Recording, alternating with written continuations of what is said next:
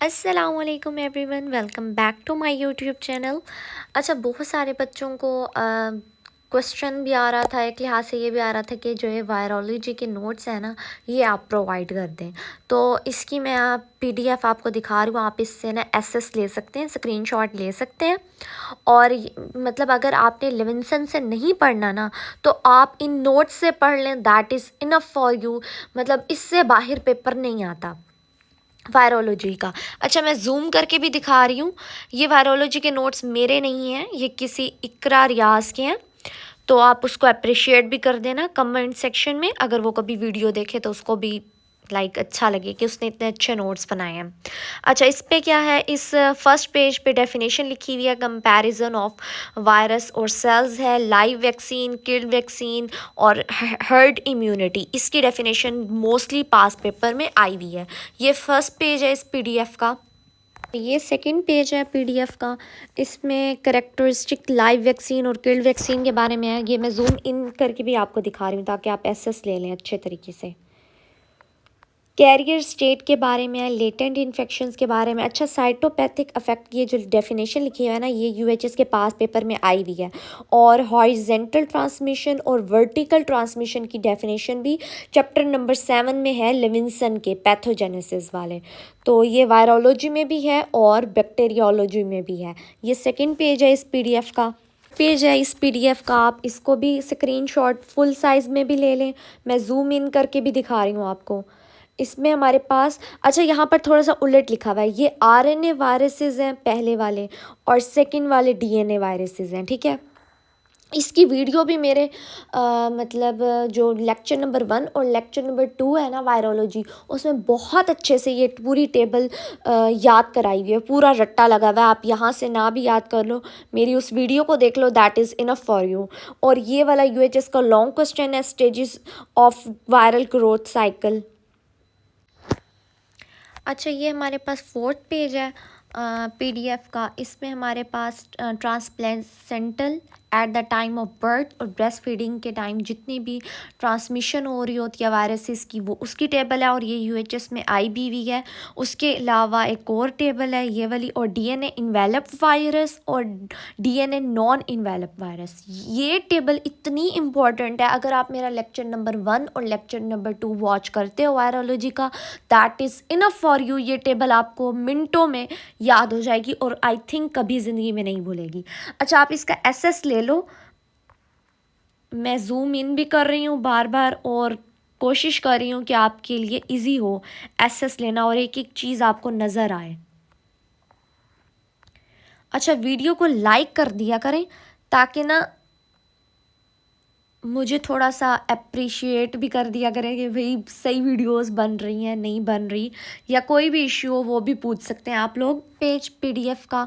और इसमें RNA enveloped virus, RNA non enveloped virus की टेबल है। ये भी बहुत फेवरेट है यूएचएस की, इससे एमसीक्यूज भी आते हैं। उसके अलावा herpes virus, pox virus, human papilloma virus के बारे में बताया हुआ है थोड़ा सा। और हर्पीस वायरस जिनको जेंट सेल्स भी कहते हैं, इस पे पूरी वीडियो आप वो भी वॉच कर सकते हो। तो ये है हमारे पास फिफ्थ पेज पीडीएफ का, इसका एसेस ले लो। I think this is the 7th page of PDF. ये बहुत इंपॉर्टेंट है, अगर आप सिर्फ और सिर्फ ये चीज़ याद कर लो कि ना हर्पीस वायरस को हम 3 कैटेगरीज में डिवाइड करते हैं, अल्फ़ा, बीटा और गैमा। ये मैंने आप लोगों को पैथोजेनेसिस, जब मैंने ये हर्पीस वायरस कराया है ना, तो उसमें ये हिंट बताया है कि जो हमारे पास पैथोजेनेसिस है ना, उसको याद करने के लिए सिर्फ ये टेबल याद कर लो, that is more than enough for you. उसके अलावा कंपैरिजन है हर्पीस सिम्प्लेक्स वायरस 1 और हर्पीस सिम्प्लेक्स वायरस 2, यूएचएस का मोस्ट फेवरेट शॉर्ट क्वेश्चन। ये मैंने आपको डिफरेंस कराया भी है अपनी वीडियो में, आप इसका भी एसएस ले सकते हो। इसका पूरा एसएस ले लो। This is the 8th page of our PDF. इसमें हमारे पास है हर्पीस सिम्प्लेक्स वायरस और ये यूएचएस का फेवरेट लॉन्ग क्वेश्चन है। इसमें हर्पीस सिम्प्लेक्स वायरस 1 और 2 का मेन डिफरेंस लिखा हुआ है। जो हर्पीस सिम्प्लेक्स वायरस 1 होता है वो अबव द वेस्ट होता है, और जो हर्पीस सिम्प्लेक्स वायरस 2 है वो बिलो द वेस्ट है। और ये यूएचएस का मोस्ट फेवरेट लॉन्ग क्वेश्चन है। इसका आप एसएस ले सकते हो, ये आपको शॉर्ट फॉर्म में प्रोवाइड करेगा। मतलब एक लिहाज से ना आपको बुक पढ़ने की ज़रूरत नहीं है लिविंगस्टन, अगर आप इससे भी याद कर लेते हो और मेरे लेक्चर्स ले लेते हो, that is more than enough for you. तो इसमें एक और वायरसेस में से एक लॉन्ग क्वेश्चन तो मस्त देती है यूएचएस, और एमसीक्यूज 10 से 12 तक आ जाते हैं, और एससीक्यू की बात करें 2 या 1 मिनिमम। तो ये आप लोग इसका स्क्रीनशॉट ले सकते हो।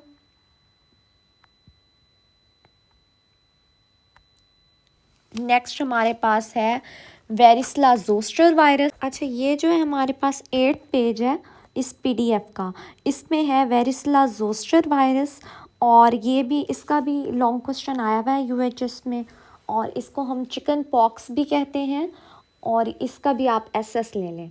और रईस सिंड्रोम ये जो लिखा हुआ है ना, हाईलाइट हुआ हुआ है, ये एमसीक्यूज आता है इस टॉपिक में से। तो इसका भी एसएस ले लें, मैं जूम इन भी कर लेती हूँ आप लोगों के लिए, और इस पेज का भी एसएस ले लूँ। और हो सके तो वीडियो को लाइक ज़रूर किया करो, शेयर भी किया करो, ताकि दूसरों की हेल्प हो, और कमेंट सेक्शन में कुछ भी पूछ सकते हो।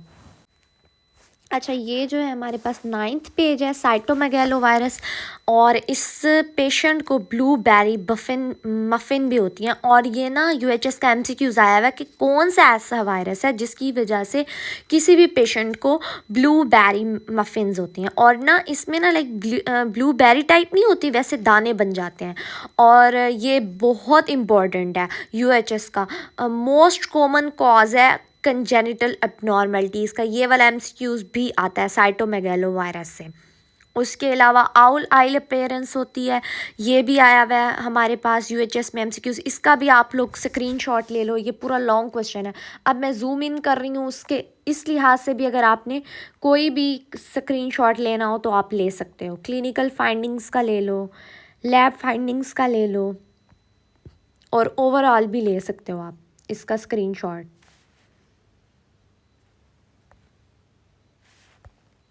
अब यहाँ ये नेक्स्ट जो पेज है हमारे पास एप्स्टीन बार वायरस पे है, और इसमें जो मैंने आपको बी से याद कराया था, बार वायरस से, बी से बी लिम्फोसाइट्स में होता है, लेटेंट बी लिम्फोसाइट्स में होता है ये वायरस। उसके अलावा इसमें एक एमसीक्यूज आता है कि ये स्लाइवा के थ्रू होता है ना, तो ड्यूरिंग किसिंग होता है ये, इसको हम किसिंग सिंड्रोम भी कहते हैं। एप्स्टीन वायरस बार वायरस की वजह से किसिंग सिंड्रोम भी होता है। अच्छा, तो इसका भी आप एसएस ले सकते हो। इसकी क्लिनिकल फाइंडिंग में सबसे इम्पॉर्टेंट ये है कि भाई ये इन्फेक्शियस मोनोन्यूक्लियोसिस करता है, और बर्किट लिम्फोमा करता है, और बी सेल लिम्फोमा होता है जिसको हम हॉजकिन लिम्फोमा भी कहते हैं। और लैब फाइंडिंग्स भी इसकी as it is heterophile antibody test, ये इंपॉर्टेंट है। मोनोस्पॉट और हेट्रोफिल एंटीबॉडी टेस्ट, ये दोनों इंपॉर्टेंट है। उसके अलावा एक और वर्ड लिखा हुआ है ह्यूमन हर्पीज़ 8 कैपोसीस सरकोमा, इसका सिर्फ आपने नाम याद करना है, इसका आगे डिटेल ना भी याद करो, that is not important for you, बस एक नाम याद हो। हर्पीस ह्यूमन हर्पीज़ 8 को हम कैपोसीस सार्कोमा भी कहते हैं। इसका भी स्क्रीनशॉट ले लो, ओवरऑल स्क्रीनशॉट ले लो, जूम इन भी मैंने किया है, उसके अलावा भी आप स्क्रीनशॉट ले सकते हो। अच्छा, ये 11 पेज है पीडीएफ का, जिसमें सिर्फ पॉक्स वायरस के बारे में बताया हुआ है, जिसको हम स्मॉल पॉक्स भी कहते हैं, और ये दुनिया से ख़त्म हो चुका है, इसलिए हम इसको एरेडिकेटेड कहते हैं। यूएचएस के एमसीक्यूज आता है कौन सा ऐसा वायरस है जो दुनिया से ख़त्म हो चुका है, जिसको हम पॉक्स वायरस कहते हैं, that is the important for you. उसके अलावा इसके सारे स्टेप्स जो है ना ग्रोथ के साइटोप्लाज्म में होते हैं, ये भी एक एमसीक्यूज है। और बस इतने 2 एमसीक्यूज ये हैं, और आप इसको पढ़ भी सकते हो। और ये इन्फेक्ट करता है साइटोटॉक्सिक टी सेल्स को, ये वाला एमसीक्यूज भी आता है। ये 3 एमसीक्यूज हैं जो कि मैंने यहाँ पर भी आपको हाईलाइट करा दी हैं। इसका स्क्रीनशॉट भी ले लो, जूम इन भी कर रही हूँ मैं, इंक्यूबेशन पीरियड, और ये ओवरऑल भी आप लोग इसका एसेस ले सकते हो।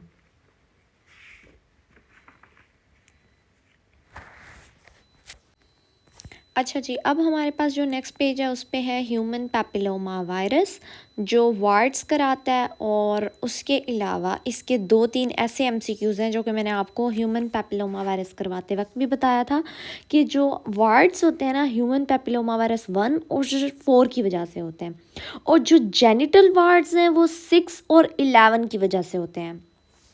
उसके अलावा इससे एक और एमसीक्यूज़ भी आता है कि इसकी वजह से हमारे पास कार्सिनोमा सर्विक्स हो जाता है, पेनिस का मसला हो जाता है, और वो करवाता है 16 और 18। ये 2-3 एमसीक्यूज़ हैं जो कि मैंने ह्यूमन पैपिलोमा वायरस का जब लेक्चर दिया था ना तब भी बताया था। और इसका हॉलमार्क क्या है कि भाई कोलियोसाइट्स होता है। अच्छा, इसको ना आप लोग एसएस भी ले लो इसका, मैं इसको जूम इन कर रही हूँ। आई होप आप सबको नज़र आ रहा हो अच्छे से। इसका एसेस ले लो और फिर हम नेक्स्ट पेज पे चलते हैं जिसमें हमारे पास रेस्पिरेटरी वायरसेस आएंगे नेक्स्ट पेज पे। इस तरीके से भी अगर एसेस लेना है तो ले लो। अच्छा, अब हमारे पास पेज नंबर 13 है जिस पे रेस्पिरेटरी वायरसेस को डिवाइड किया हुआ है ऑर्थोमाइक्सो वायरस में, पैरामाइक्सो वायरस में और कोरोना वायरस में। और कोरोना वायरस यूएचएस ने जब से कोरोना वायरस आया ना तब से यूएचएस रिपीटेडली कोरोना वायरस का एंड शॉर्ट क्वेश्चन दे रहा है या लॉन्ग क्वेश्चन में भी दे देता है, तो आपने कोरोना वायरस को नहीं छोड़ना। उसके अलावा इस पूरे पेज का आप एसेस ले लें, मैं जूम इन भी कर रही हूँ। ये टेबल भी आपने करनी है याद। उसके अलावा ह्यूमन इन्फ्लुएंजा वायरस के बारे में कुछ लिखा हुआ है, ये सारा भी रीड आउट कर लिएगा। और रेस्पिरेटरी वायरसेस के नाम ज़रूर याद रखिएगा, कौन से वायरसेस ऐसे हैं जो रेस्पिरेटरी वायरसेस हैं। अब हम नेक्स्ट पेज पे चलते हैं। अच्छा, ये वाला जो है पेज नंबर 14 है और ये ह्यूमन इन्फ्लुएंजा वायरस ही कंटिन्यू हुआ है इस पेज पर। तो आप ये इसका एसेस ले लो। इसको मैं जूम इन भी कर रही हूँ। और ये वाला एमसीक्यूज़ और शॉर्ट क्वेश्चन भी आया है, एंटीजेनिक शिफ्ट और एंटीजेनिक ड्रिफ्ट। ये यूएचएस ने मोस्टली दिया हुआ है, इसको हाईलाइट कर लो और इसको याद करना मत भूलना। उसके अलावा pathogenesis, clinical findings, lab diagnosis और ट्रांसमिशन तो वैसे भी आपको याद होगी क्योंकि रेस्पिरेटरी वायरस में आता है ह्यूमन इन्फ्लुएंजा वायरस। ये तो बच्चे बच्चे को पता होगा। और फ्लू किसको नहीं होता विंटर्स में, तो इसका भी आप एसेस ले लो। अच्छा, ये हमारे पास पेज नंबर 15 है। इसमें हमारे पास 2 जो है ना दिए हुए हैं वायरसेस। एक कोरोना वायरस है, इसको तो मत छोड़ना प्लीज़, ये तो देंगे ही देगा यूएचएस और मोस्टली दे भी रहा है। इसको मैं जूम इन कर रही हूँ, एसेस ले लो। और अब कोरोना वायरस का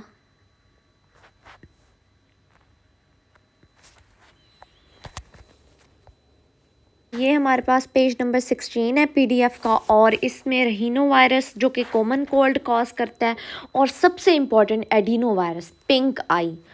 ये मतलब एक तो डबल स्टैंडर्ड है, नॉन इन्वेलप्ड और इकोजा हाइड्रल इसकी सिमेट्री होती है।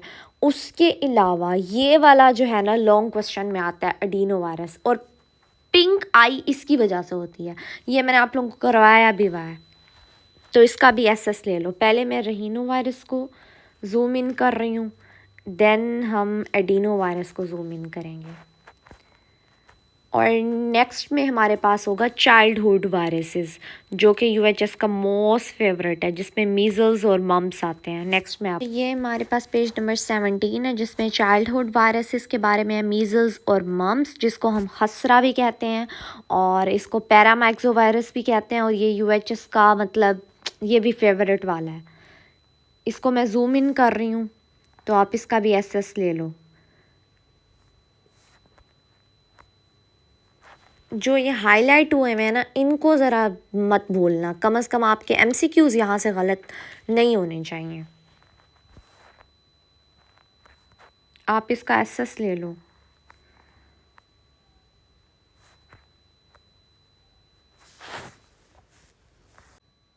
अच्छा, अब हमारे पास पेज नंबर 18 है पीडीएफ का, जिसमें रूबेला वायरस के बारे में, जिसको टोगा वायरस भी कहते हैं।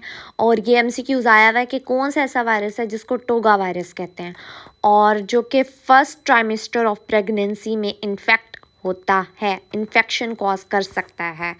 ये भी यूएचएस का फेवरेट एमसीक्यूज है, और इसमें आईजीएम और आईजीजी जो है ना ज़्यादा हो जाती हैं। ये भी आपने थोड़ा हाईलाइट कर लेना है। ये एमसीक्यूज तो कम से कम इधर से आपके सही हो जाएं। और ये रेस्पिरेटरी वायरसेस में आता है, ये भी हमें पता होना चाहिए। इसका एसएस ले लो, मैं जूम इन कर रही हूँ, आप इसका भी एसएस ले लो। आई होप ये आपके लिए वीडियो हेल्पफुल रहे, और जिन बच्चों को इन नोट्स की नीड थी उनकी ज़रूरत पूरी हो जाए, किसी एक स्टूडेंट की भी हेल्प हो जाए इस वीडियो से, that is great for me. हमारे पास parvo virus, oh my god, this is the favourite name.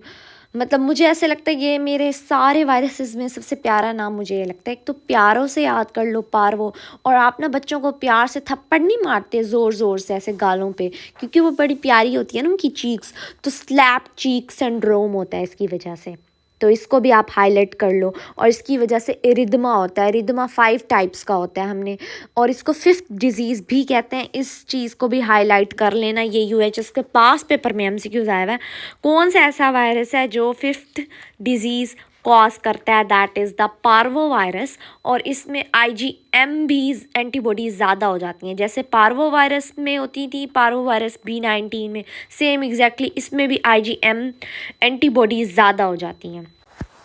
अच्छा, ये जो लैब डायग्नोसिस लिखी हुई है, ये हमारे पास लिखी हुई है इसकी पार्वो वायरस की ही लैब डायग्नोसिस लिखी हुई है, ठीक है। ये ऊपर, ये मैं आपको जूम इन करके दिखा रही हूँ।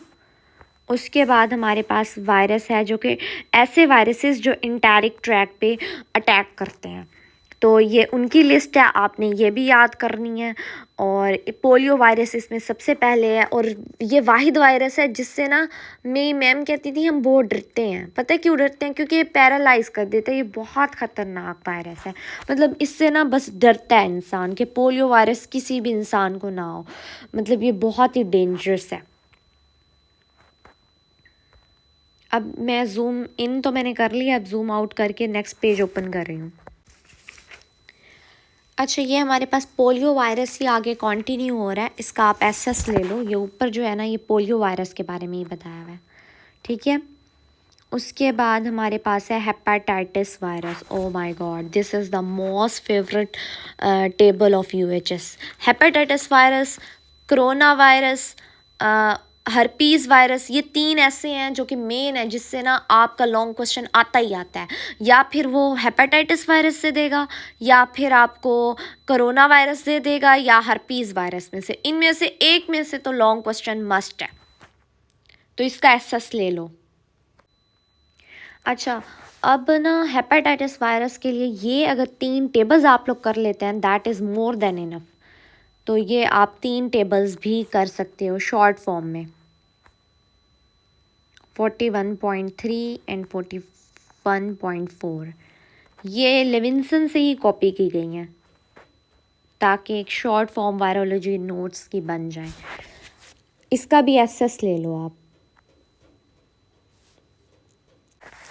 अच्छा, ये जो है ना यूएचएस का मतलब जान है इस टेबल में, आप इसका स्क्रीनशॉट ले लो। आप को केमिकल पैथोलॉजी में भी अलग से ये याद करने की, हेपेटाइटिस याद करने की ज़रूरत नहीं। ये मतलब ये यहाँ से कंपैरिजन से याद करोगे ना, तो hepatitis A B C D इनको याद करना मुश्किल नहीं रहेगा आपके लिए। तो ये आप इसका एसएस ले लो, इसकी ट्रांसमिशन का, इसकी पैथोजेनेसिस का, इसकी क्लिनिकल फाइंडिंग्स का। तो ये मतलब मुझे ऐसे लगता है ये जान है हेपेटाइटिस वायरस को। अगर आपने याद करना है तो ऐसे कंपैरिजन्स के तौर पे याद कर लो, और ये टेबल जान बन जाएगी आप लोगों की। This is the last page of this PDF। और इसमें लैब डायग्नोसिस है हेपेटाइटिस ए की, फिर बी की, एंड देन सी की, और फिर डी की, और लास्ट में हेपेटाइटिस ई और जी थोड़ा सा डिफाइन किया हुआ है। इसको बस जस्ट रीड आउट करो कि अगर कोई एमसीक्यूज आ जाता है तो आपका सही हो जाए। तो ये आप स्क्रीनशॉट ले लो। आई होप कि भैया आप लोगों की वायरोलॉजी इससे डन हो जाए इंशाल्लाह। अच्छा जी, अब आप इस फॉर्म में भी इसके अगर नोट्स लेना चाहते हो ना तो ले लो। मैं इस तरीके से भी आपको प्रोवाइड कर रही हूँ ताकि आप किसी बच्चे का अगर स्क्रीनशॉट उस तरीके से उसको सही से ना लगे तो आप इस तरीके से भी ले सकते हो।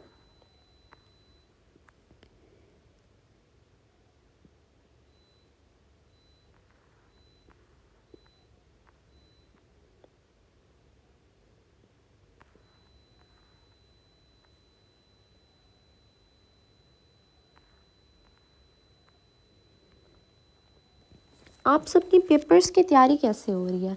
पता नहीं, मुझे ऐसा लगता है मैं जब वीडियो बना रही हूँ ना तो चाहे पीडीएफ की आप लोगों को पिक्चर्स शेयर कर रही हूँ, मुझसे ना चुप नहीं रहा जाता। मैं कहती हूँ बस मैं बोलती रहूँ। अगर इतना इरिटेट हो रहे हो ना तो इस वीडियो में वॉइस आप लोग बंद करके ना स्क्रीनशॉट ले लेना।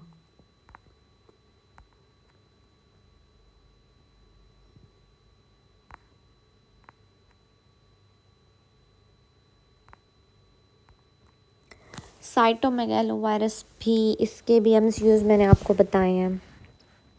उसके बाद एप्स्टीन बार वायरस,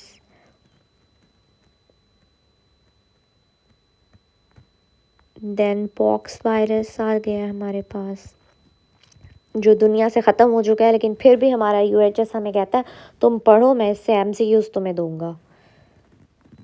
उसके बाद ह्यूमन पेपिलोमा वायरस, और मुझे एक वार्ड भी है मेरी पाल में जिसकी वजह, जो ह्यूमन पेपिलोमा वायरस की वजह से है भाई। अच्छा, उसके बाद रेस्पिरेटरी वायरसेस आ गए हमारे पास। ये ह्यूमन इन्फ्लुएंजा वायरस है, उसकी टेबल है। देन हमारे पास रेस्पिरेटरी वायरसेस हैं जिसमें करोना वायरस भी है हमारे पास।